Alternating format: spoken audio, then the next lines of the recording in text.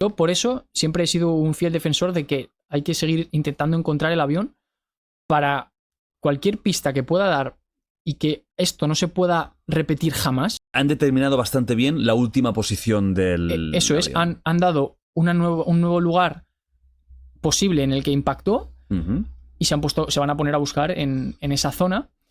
Y yo creo que de verdad se puede encontrar algo. Ahora, una empresa británica, que esto es lo más importante yo creo. Bueno, es británica, es medio británica, Sí. medio estadounidense. Ajá. Como que ha reabierto el caso y el gobierno de Malasia no les va a pagar a no ser que encuentren algo. Es decir, dicen, creemos que lo vamos a encontrar, vamos a por ello y si no, va a nuestro cargo. Hostia. O sea, que están convencidos de que lo pueden encontrar. O sea, algo de Algo importancia. que- claro, claro. No un trocito de tal. Que es lo que sí que se ha encontrado. Eso Y es. sí que es, ¿eh? Sí. El tío ese que salía en el documental